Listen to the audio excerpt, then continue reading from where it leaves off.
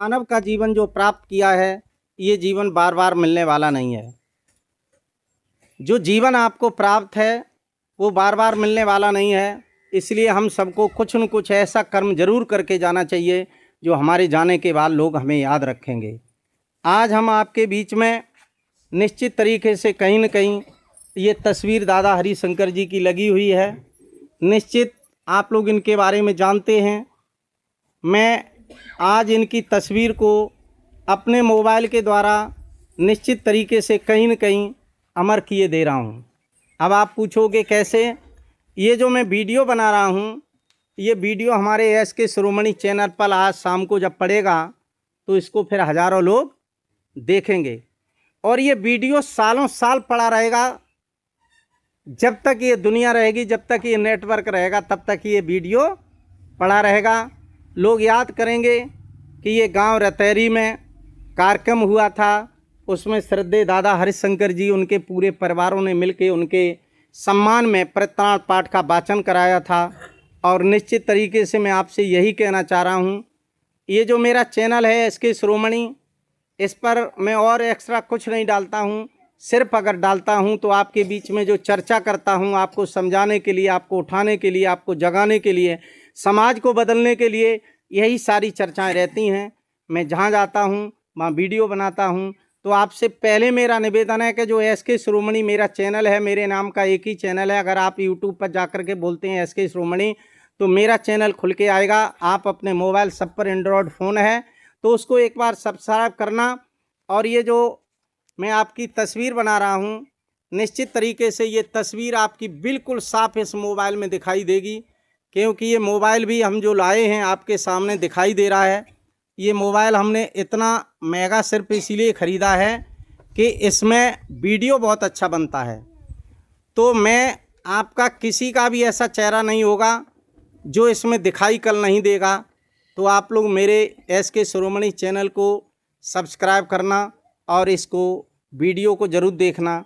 मैं ख़ास तौर से आपसे जो बात कहने जा रहा हूँ उस पर विचार करना। जो मानव जीवन मिला है, ये मानव जीवन आपका सर्वश्रेष्ठ है। एक चौपाई में संतों ने ये लिख दिया है कि बड़े भाग्य मानव तन पावा, सुर दुर्लभ सद ग्रंथन गावा। वहाँ ये नहीं लिखा गया कि बड़े भाग्य ब्राह्मण घर तन पावा या ठाकुर घर तन पावा या हाथी तन पावा या शेर तन पावा। क्या लिखा बहनों? बड़े भाग्य मानव तन पावा। आखिर इस मनुष्य के शरीर में ऐसी क्या चीज़ है जो सबसे बड़ा मानव बताया गया? अगर बहुत सारी बातों को विचार करोगे तो एक ही चीज़ निकल के आती है कि मानव वो विवेकवान, वो बुद्धिमान, वो विचारवान प्राणी है कि जिंदगी में अच्छे और बुरे का निर्णय कर सकता है, अपने जीवन को बदल सकता है, अपने जीवन को बर्बाद भी कर सकता है। अपने जीवन में जो संत ऋषि मुनि कहते हैं कि मनुष्य अपने को जानना चाहिए, तो वो अपने को जान भी सकता है। जिन्होंने अपने की खोज की है, निश्चित उन्होंने अपने को प्राप्त किया है। अगर तथागत बुद्ध की बात करोगे तो 7 साल में बुद्ध जी ने क्या प्राप्त किया? क्या प्राप्त किया? हाँ भाई साहब, हाँ चलो आ रहे। तो बुद्ध ने अपने जीवन में जो है वो ज्ञान प्राप्त किया, अपने को जाना। कबीर साहब ने जिंदगी में अपने को जाना, रैदास जी ने जीवन में अपने को जाना, हमारे संत ऋषियों ने अपने को जाना। और जब आप अपने को जानना शुरू कर देते हो, फिर दूसरे को जानने की कोई ज़रूरत नहीं रहती है।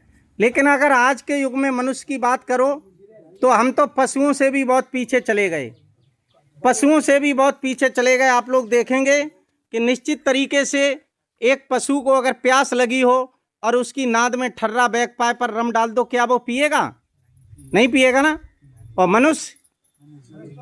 मनुष्य तो तुम में गधा की पेशाब हो ना, उसमें पीला सा रंग मिला के पिला दो, वो भी पी जाएगा, उससे कोई फर्क नहीं पड़ता है। और होली पर ऐसा ही होता है, लोग प्यार का पानी ले लेते हैं, उसमें लाल रंग डाल देते हैं और कटा चलाते हैं।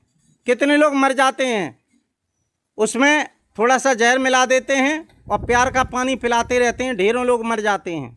आपने देखा होगा 5-7 साल पहले नसीरपुर में कितने हमारे लोग मर गए थे होली पर शराब पी करके। तो हम पशु से भी गिर गए।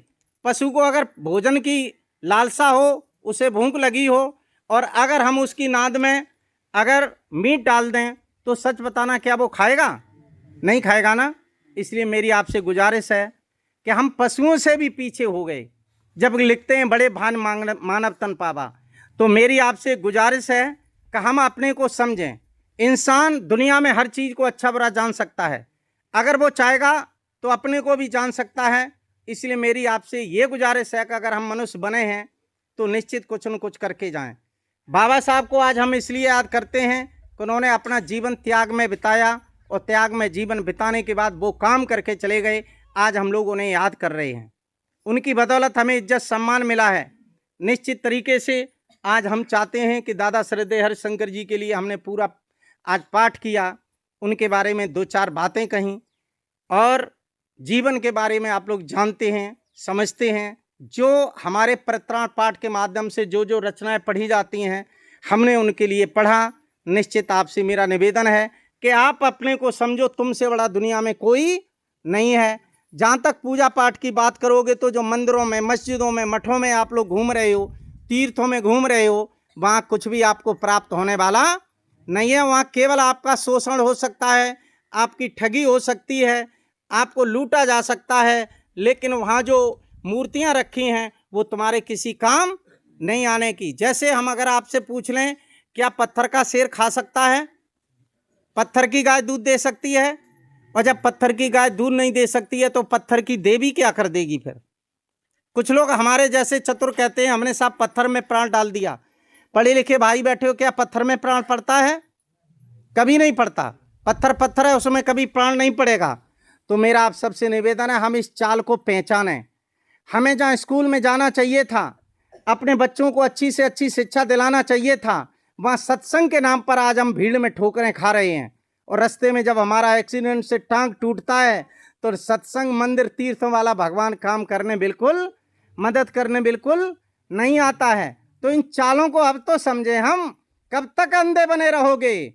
अरे तुम अपने को नहीं पहचान पाए, बाबा साहब को पढ़िए। बाबा साहब ने तुम्हारे सारे कपाट खोल दिए हैं। बाबा साहब को जानोगे तो निश्चित जीवन बदल जाएगा। भाइयों, मैं इन्हीं शब्दों के साथ बहुत लंबी आपसे चर्चा न करते हुए आज मैं ये चाहता हूं कि आप अपने को जरूर जानिए। इतने लोग बैठे हो, हर किसी के घर में बाबा साहब का साहित्य होना चाहिए। मेरी जहां तक बात करोगे, वैसे मुझे ये जो शांति पाठ की बात है, मुझे इसके करने की कोई आवश्यकता नहीं है, क्योंकि सरकार उतनी गुजरलाए मुझे तनख्वाह देती है। हमारे जैसे कितने हजारों कर्मचारी होंगे जो अपने घरों में मौज एसी में मारते हैं? नहीं मारते हैं। अब आप देखिए, कभी कभी तो बड़ा रिस्की बातें हो जाती हैं। हमें जो आप लोग पैसा दे भी देंगे, उससे कहीं हमारे बच्चे नहीं पल जाएंगे। हमें जो आप लोग रुपया देते हो, निश्चित हम कहीं न कहीं उसमें पुजा के आपके समाज को लगाते हैं। ये मेरे पास 50 किताबें हैं, आप लोगों के लिए लाए हैं। ये क्या है? ये बाबा साहब का जीवन चरित्र है। शॉर्ट में बाबा साहब का जीवन चरित्र है, आप लोगों को हम फ्री दे के जाएंगे। आप लोग बाबा साहब को पढ़ना, फिर इससे जो अधिक आपको लंबी चौड़ी किताबें पढ़ना है तो उनको आप मोल लेकर के आएँ और फिर पढ़ना। ये मैं सिर्फ इसलिए लाता हूँ कि आप अभी कुछ बहनें, हमने देखा एक हमारी माताजी रुपए पहले ही लेके आ गई थी। लेकिन अगर आपको चढ़ाना है तो चढ़ा देना, कोई दिक्कत नहीं। अगर दान कर देते हो तो कोई बात नहीं। इसके अलावा हम जब अभी जाएंगे तो ये भैया लोग कुछ न कुछ जरूर देंगे। उसमें अभी ये किताबें हमने 10,000 छपवाई हैं इकट्ठी, और ये पैसा आपका आप तक इसलिए लगाते हैं। इसके पीछे देखिए, ये एक फोटो लगा है मेरा, और इसमें मेरा और मेरी टीम के लगभग 8 लोगों के मोबाइल नंबर लिखे हैं। SK शिरोमणि मेरा नाम लिखा है और दोनों मोबाइल नंबर लिखे हैं। जिसके पास ये किताब पहुंच जाएगी उसमें मेरा नंबर भी पहुंच जाएगा। लेकिन एक बात जरूर रखना, इसको किताब को पढ़ना, कूड़ेदान में मत फेंक देना, नहीं तो अभी प्रसाद बटेगा, इस पर प्रसाद मन रख लेना। ये बात क्यों कह रहा हूँ? अभी मैं कृष्णा मैरिज होम में एक कार्यक्रम करने गया था। कार्यक्रम में हमने ये 80 किताबें बांटी, लेकिन बाद में पता चला कि हम जब भोजन करने गए तो कूड़ेदान में, जो कूड़ादान होता है, उसमें हमें 2 किताबें पड़ी मिली। तो बड़ा कष्ट हुआ, पीड़ा हुआ। मैं अपनी इतनी मेहनत करता हूँ, तनख्वाह का पैसा भी लगा करके आप तक ये आपको पढ़ने के लिए कुछ छोटा पूरा हाथ साहित्य पहुंचाता हूं, क्योंकि आप तो साहित्य खरीदोगे नहीं, आपको मीठ शराब से ही फुर्सत नहीं, आपको उल्टे सीधे कामों से ही फुर्सत नहीं, तो ये फ्री वाली पढ़ जरूर लेना, क्योंकि लोग जहाँ पैसा नहीं लगता है उसका महत्व तो नहीं समझते हैं। लेकिन हमारी बहनें जाकर के इसको अपने नाती बेटा पर अम्मा पढ़वा लेंगी तो वो जरूर पढ़ के बता देगा। तो बाबा साहब का जीवन ऐसा है जो आपके जीवन को कहीं बदल सकता है। बाबा साहब ने 4-4 बच्चों की कुर्बानी की, हमारे लिए पूरा जीवन अर्पित कर गए, पूरा जीवन अपना कष्टों में बिताया और पूरा जीवन कष्टों में बिताने के बाद आज हमें सब आज़ादी दे गए। आज उनको पहनने के लिए, रहने के लिए बड़ौदा में जब मकान नहीं मिला तब उन्होंने 11वें दिन इस्तीफा दे दिया था 23 सितंबर को।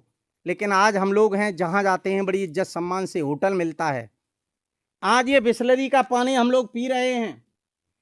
बाबा साहब जब स्कूल जाते थे तो उन्हें घड़े का पानी नहीं मिलता था।